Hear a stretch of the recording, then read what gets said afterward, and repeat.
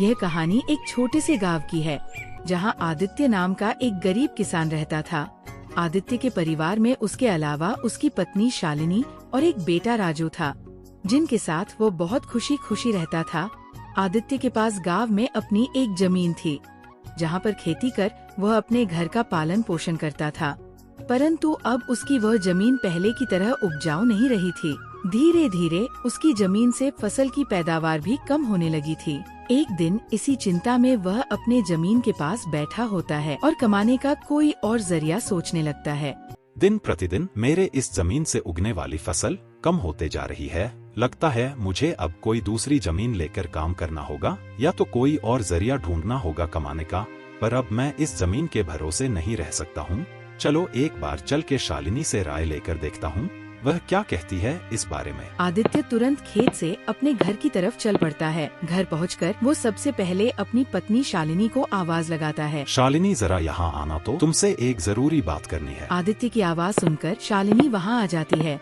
बोलिए, आपने मुझे बुलाया क्या? हाँ शालिनी, मुझे तुमसे एक जरूरी विषय पर बात करनी है और तुम्हारी राय जाननी है। हाँ बोलिए, क्या बात है? शालिनी, तुम तो जानती हो हमारी जमीन अब पहले की तरह इतनी उपजाऊ नहीं रही है, और अगर मैं ज्यादा खाद वगैरह डालने की कोशिश करूंगा तो कहीं उसकी मिट्टी और खराब ना हो जाए। इसलिए सोच रहा हूँ कि कुछ समय के लिए उस जमीन पर खेती करना छोड़ दूं। हर साल थोड़ी थोड़ी खाद उसमें डालता रहूंगा, जिससे कुछ सालों बाद वह पहले की तरह उपजाऊ हो जाएगी। फिर उसमें खेती करना शुरू कर दूंगा। हाँ, यह ठीक रहेगा। इससे आपकी जमीन भी सही रहेगी और उसमें उगने वाली फसल भी। हाँ, पर तब तक मैं क्या करूं? क्योंकि मेरे पास दूसरी तो कोई जमीन नहीं है, तो घर का खर्च चलाने और राजू के पढ़ाई के लिए कहां से पैसे जुटा पाऊंगा? आप एक काम क्यों नहीं करते, एक बार जाकर गांव के जमींदार काका से मिल लीजिए। वह तो बहुत अच्छे और नेक दिल है, वह आपकी जरूर कोई मदद करेंगे। हाँ शालिनी, यह ठीक रहेगा, क्योंकि काका अगर कोई नया काम भी करने बोलेंगे तो वो उसमें भी मेरी मदद कर देंगे। ठीक है शालिनी, तो मैं कल सुबह सुबह ही काका से मिलने उनके घर चला जाऊंगा। अगली सुबह आदित्य जमींदार से मिलने उसके घर के लिए चल पड़ता है। जमींदार के घर के बाहर पहुंचकर वह जमींदार को आवाज लगाता है। काका, क्या आप घर पर हो? आदित्य की आवाज सुनकर जमींदार बाहर आता है। अरे आओ आदित्य बेटा, बोलो क्या हुआ, कुछ काम था क्या? हाँ काका, आपकी एक मदद चाहिए थी। हाँ बोलो ना बेटा मैं इस प्रकार तुम्हारी मदद कर सकता हूँ। आदित्य फटाफट से जमींदार को अपने खेत की हालत बता देता है। तो इसमें परेशान क्या होना बेटा? काका, मेरे पास एक ही जमीन है जिस पर खेती कर मैं अपने घर का खर्च चलाता हूँ, और मैंने आज तक खेती के अलावा कोई दूसरा काम भी कभी किया नहीं। तो अब यही नहीं समझ आ रहा है मैं क्या करूँ। बेटा, खेती के अलावा दूसरा काम क्यों करना? तुम एक काम करो, मेरे पास गाँव के बाहर एक जमीन है, तुम उस पर खेती करो। काका, पर इससे तो आपका नुकसान हो जाएगा। नहीं बेटा, कोई नुकसान नहीं होगा। इसी बहाने तुम मेरी जमीन की देख रेख भी करोगे, क्योंकि अब तो मेरी उम्र भी हो गई है और मेरा बेटा भी शहर में रहता है, तो इससे तुम्हारा भी भला हो जाएगा और मेरी भी थोड़ी जिम्मेदारी कम रहेगी। ठीक है काका, अगर ऐसी बात है तो मैं कल से ही उस खेत पर काम करने चला जाऊंगा। आदित्य जमींदार को धन्यवाद कहकर वहाँ से अपने घर के लिए निकल जाता है। आदित्य अपने घर पहुंचकर शालिनी को सारी बात बता देता है। यह तो बहुत अच्छा है, यानी आपकी सारी चिंता ही खत्म हो गई। हाँ शालिनी, अब मैं काका के खेत पर बहुत मेहनत करूंगा और कोशिश करूंगा कि एक दो और खेत खरीद लूं, क्योंकि भविष्य में ऐसी समस्या आए तो उसके लिए हम तैयार रहे।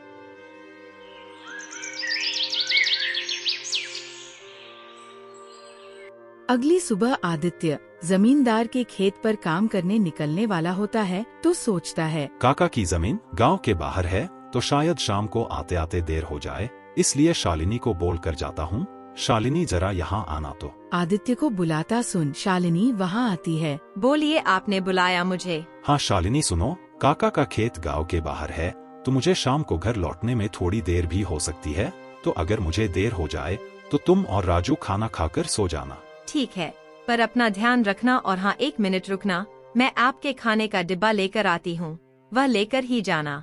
फिर क्या था, आदित्य अपना खाने का डिब्बा लेकर गांव के बाहर वाली जमीन पर काम करने चल पड़ता है। चलते चलते कुछ समय बाद वो गांव के बाहर वाली जमीन पर पहुंच जाता है।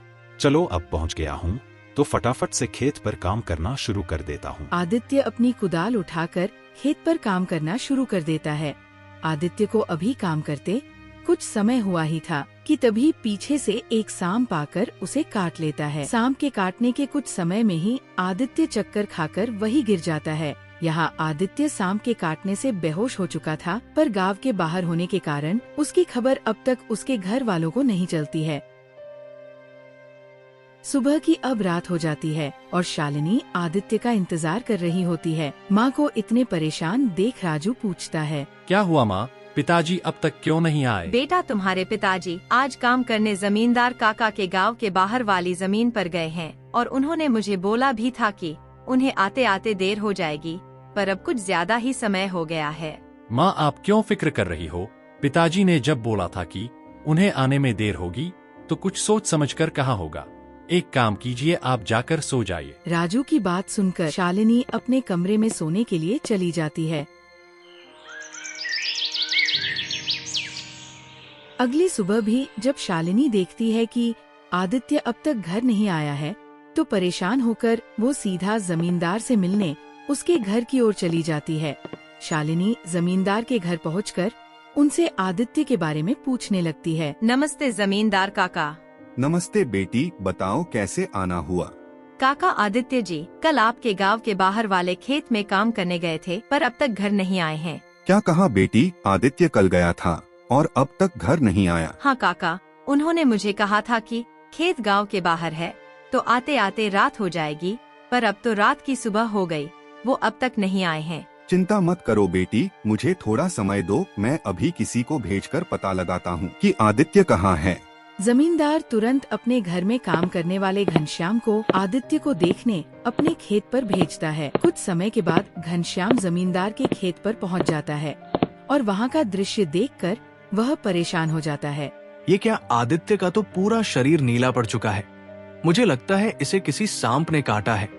मुझे तुरंत जमींदार जी को ये बात बतानी पड़ेगी। घनश्याम वहाँ से भागते भागते जमींदार के घर के लिए निकल जाता है। घनश्याम जैसे ही जमींदार के घर पहुँचता है, उसके कुछ कहने से पहले ही जमींदार उससे पूछने लगता है, क्या हुआ घनश्याम बेटा, तुम इतना दौड़ते हुए क्यों आए और क्या तुम्हें आदित्य मिला? घनश्याम जमींदार को सारी बात बता देता है जो उसने खेत में देखी थी।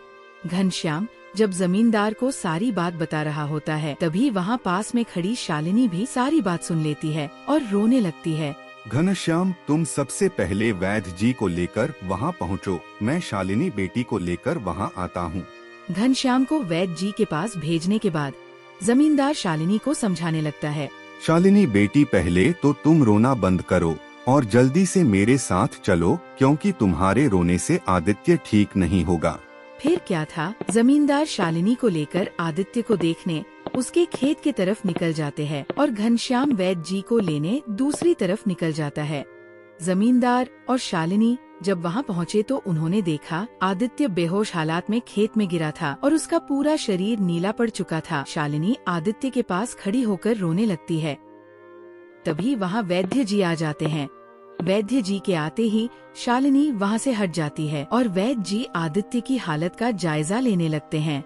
क्या हुआ वैद्य जी, अब कैसी है आदित्य की हालत? देखिए जमींदार जी, मैं आपको झूठ बोलकर अंधेरे में नहीं रखना चाहता हूँ, पर आदित्य की हालत बहुत खराब है। वैसे तो मैंने उसे जहर को काटने वाली औषधि दे दी है, परंतु जहर आदित्य के अंदर कुछ ज्यादा समय तक रह गया है, जिस कारण वो प्रगाढ़ बेहोशी के हालत में चला गया है। प्रगाढ़ बेहोशी, यह क्या होता है वैद्य जी? प्रगाढ़ बेहोशी के हालत में व्यक्ति जीवित तो होता है, परंतु उसके बदन के हिस्से में हलचल नहीं होती है और ये अब कब होश में आएगा ये भी नहीं कह सकते हैं। वैद्य जी, तो अब हम क्या करें? देखिए जमींदार जी, अभी के लिए मैं कुछ दवाइयाँ दे रहा हूँ, उसे समय समय पर पानी में मिलाकर देना, बाकी तो सब ऊपर वाले के भरोसे है। वैद्य आदित्य की हालत का जायजा लेकर और दवा देकर वहाँ से चले गए। फिर कुछ गांव वाले आदित्य को लाकर उसको उसके घर के बिस्तर पर लिटा देते हैं। देखो शालिनी बेटी, तुम बिल्कुल चिंता मत करना, तुम आदित्य की अच्छे से देखभाल करो, देखना वह बहुत जल्द ठीक हो जाएगा। और तुम्हें अगर किसी भी चीज की कोई भी जरूरत हो तो मुझे जरूर बता देना, और हर महीने मैं तुम्हारे लिए और राजू के लिए कुछ पैसे भेजता रहूँगा। पर तुम हिम्मत मत हारना। आपका बहुत बहुत धन्यवाद काका, आप हम लोगों की बहुत मदद कर रहे हो। जमींदार फिर वहाँ से शालिनी को दिलासा देकर चले जाते हैं। जमींदार के जाने के बाद वहाँ राजू आ जाता है और अपने पिता की हालत देखकर शालिनी से उसका कारण पूछने लगता है। माँ, यह पिताजी को क्या हुआ है? बेटा, तुम्हारे पिताजी को कल खेत में सांप ने काट लिया है, जिस कारण वह बेहोश हो गए हैं। माँ, तो पिताजी होश में कब आएंगे? बेटा, वैद्य जी ने कुछ दवाइयाँ दी है और उन्हें समय समय पर पिलाने कहा है। उन्होंने बोला कि उन दवाइयों से वह बहुत जल्द ठीक हो जाएंगे। पर माँ, पिताजी की ऐसी हालत है तो अब हमारे घर का खर्च कैसे चलेगा? बेटा, तुम उसकी चिंता मत करो, मैं हूँ ना, मैं सब संभाल लूंगी। नहीं माँ, आप क्या क्या करोगी? आप पिताजी का ध्यान रखोगी, आप घर संभालोगी कि घर का खर्च देखोगी? माँ, आप बस पिताजी का और घर का ध्यान रखो, मैं अब खेत पर काम करके घर का खर्च चलाऊंगा। राजू की ऐसी बातें सुन शालिनी भावुक हो जाती है। नहीं बेटा, तुमको काम करने की कोई जरूरत नहीं है, मैं सब संभाल लूंगी। तुम बस अपने पढ़ाई का ध्यान रखो। तुम्हारे पिताजी का सपना है कि तुम बहुत बड़े अफसर बनो और मैं तुम्हें वह बनाकर रहूंगी, भले उसके लिए मुझे कितनी भी मेहनत क्यों ना करनी पड़े। फिर शालिनी राजू को वहाँ से पढ़ने भेज देती है। मुझे अब कुछ करना ही होगा, क्योंकि मैं अब आदित्य का ठीक होने का इंतजार तो नहीं कर सकती हूँ। मुझे अब खुद जाकर खेती करनी होगी और हो सके तो कोई और काम भी देखना होगा। अगली सुबह शालिनी सीधे जमींदार से मिलने पहुंच जाती है। नमस्ते जमींदार काका। नमस्ते बेटी, बताओ कैसे आना हुआ और आदित्य की तबीयत अब कैसी है? काका, आदित्य की तबीयत फिलहाल तो वैसी ही है और मुझे आपकी एक मदद चाहिए थी, इसीलिए मैं आपसे मिलने चली आई। हाँ बोलो ना बेटी, मैं तुम्हारी किस प्रकार मदद कर सकता हूँ? काका, मैं चाहती हूँ कि जो जमीन आपने आदित्य को दी थी काम करने के लिए, आप मुझे उस पर काम करने की इजाज़त दे दे, ताकि मैं उस पर काम करके अपने घर का खर्च और राजू की पढ़ाई करा सकूं। बेटी, पर तुम्हें वहाँ काम करने की कोई जरूरत नहीं है। मैं हूँ ना, मैं तुम्हारे घर के लिए जो भी खर्च लगेगा हर महीने भेज दिया करूँगा। नहीं काका, आपने अब तक हमारी बहुत मदद की है, अब आप बस मुझे आपके खेत में काम करने की इजाज़त दे दीजिए। मैं अब खुद काम करके अपना घर चलाऊंगी और अपने बेटे को बड़ा अफसर बनाऊंगी। जमींदार शालिनी को बहुत समझाने की कोशिश करता है, पर शालिनी जमींदार की बात मानने को तैयार नहीं थी। आखिर में शालिनी की बातें सुनने के बाद जमींदार सोचने लगता है, मुझे लगता है शालिनी मेरी बात नहीं मानेगी, पर अगर वह काम करने इतने दूर जाएगी तो वह आदित्य का ध्यान नहीं रख पाएगी। एक काम करता हूँ, मैं शालिनी को मेरी गांव के अंदर वाली जमीन पर काम करने के लिए कह देता हूँ, ताकि वह खेतों पर काम भी कर सके और अपने घर का ध्यान भी रख सके। ठीक है शालिनी बेटी, मैं तुम्हें अपने खेत पर काम करने की इजाज़त तो दे सकता हूँ, पर तुम्हें मेरी एक बात माननी होगी। हाँ काका, बोलिए ना। तुम्हें मेरे गांव के बाहर वाले खेत पर काम करने की कोई जरूरत नहीं है। मेरे पास तुम्हारे घर के नजदीक भी एक खेत है, तुम वहाँ काम कर सकती हो, ताकि तुम अपने घर का और आदित्य का दोनों का ख्याल रख पाओगी। काका, यह तो और भी अच्छा रहेगा, इससे तो मेरी बहुत मदद हो जाएगी। बेटी, पर एक छोटी सी समस्या है, वो खेत बाहर वाले खेत से थोड़ा छोटा है। हाँ तो कोई बात नहीं है काका, वह खेत मेरे घर से नजदीक है, वही बहुत बड़ी बात है। मैं खेत में काम करने के साथ साथ दूसरे के घर का काम भी करना शुरू कर दूंगी, ताकि उन पैसों से मैं राजू की पढ़ाई का खर्च निकाल सकूं। बेटी, पर तुम्हें इतना काम करने की क्या जरूरत है? काका, मुझे काम करना ही होगा। आदित्य का सपना था कि राजू पढ़ लिख कर बड़ा आदमी बने। अगर मैं मेहनत नहीं करूंगी तो उसका सपना अधूरा रह जाएगा। राजू की पढ़ाई के लिए और घर चलाने के लिए मुझे हर हाल में यह जिम्मेदारी उठानी पड़ेगी। जमींदार शालिनी के संकल्प और साहस से भावुक हो जाते हैं। ठीक है बेटी, तुम्हारी मेहनत देखकर मुझे पूरा भरोसा है कि तुम जरूर सफल होगी। मैं तुम्हारी हर संभव मदद करूं, तुम कड़ी मेहनत करो, भगवान भी तुम्हारे साथ है। शालिनी ने जमींदार के गांव के अंदर वाले खेत पर काम करना शुरू कर दिया। वो सुबह खेत पर काम करती और दोपहर के बाद गांव के घरों में सफाई और खाना बनाने जैसे छोटे मोटे काम करने जाती। धीरे धीरे शालिनी की मेहनत रंग लाने लगी। खेत में अच्छी फसल हुई, जिससे उसका घर चलने लगा। और जो पैसे वह दूसरों के घरों में काम करके कमाती थी वह राजू की पढ़ाई में खर्च करने लगी। बेटा, मैं चाहती हूँ कि तुम मन लगाकर पढ़ाई करो। तुम्हारे पिताजी का सपना है कि तुम अफसर बनो। मैं तुम्हारे लिए हर मुश्किल को पार कर लूंगी। माँ, मैं कड़ी मेहनत करूँगा। एक दिन मैं पिताजी का सपना पूरा करके दिखाऊंगा। शालिनी की मेहनत और त्याग से गांव के लोग भी प्रेरणा लेने लगे। उन्होंने देखा कि कैसे एक माँ अब अपने परिवार के लिए हर कठिनाई का सामना कर रही है। इसी बीच आदित्य की हालत धीरे धीरे सुधरने लगी। वैद्य जी की दवाओं और शालिनी की देखभाल ने जहर का असर कम कर दिया। एक दिन अचानक आदित्य को होश आ गया। आदित्य को होश में आते देख शालिनी बहुत खुश हो गई। आदित्य जी, तुम्हें होश आ गया। भगवान ने मेरी मेहनत और दुआएं सुन ली। शालिनी, मैंने तुम्हें और राजू को बहुत परेशान किया। नहीं आदित्य जी, तुम हमारी ताकत हो। जब तक तुम ठीक हो रहे थे मैंने हर जिम्मेदारी संभाली और देखो अब सब कुछ ठीक हो रहा है। आदित्य धीरे धीरे पूरी तरह ठीक हो गया। उसने शालिनी की मेहनत और त्याग देखकर प्रण लिया कि अब वो उसके साथ कंधे से कंधा मिलाकर परिवार को आगे बढ़ाएगा।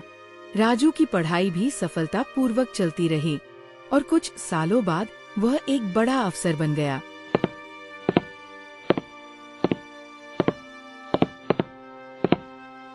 माँ, पिताजी, मैं आज जो कुछ भी हूँ वह आपकी मेहनत और त्याग के कारण हूँ। नहीं बेटा, यह सब तुम्हारी माँ का बलिदान है। उसने हमारे परिवार को बचाने के लिए हर मुश्किल का सामना किया। शालिनी का त्याग और आदित्य का साथ दोनों ने मिलकर एक नई मिसाल कायम की।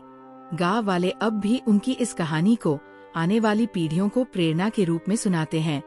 इस तरह माँ का त्याग की यह कहानी हमें सिखाती है कि एक माँ का समर्पण किसी भी चुनौती को पार कर सकता है और परिवार को जोड़ कर रखता है। दोस्तों, तो इस तरह की शानदार और मजेदार कहानियाँ देखने के लिए हमारे इस चैनल को जल्द से जल्द सब्सक्राइब कर ले।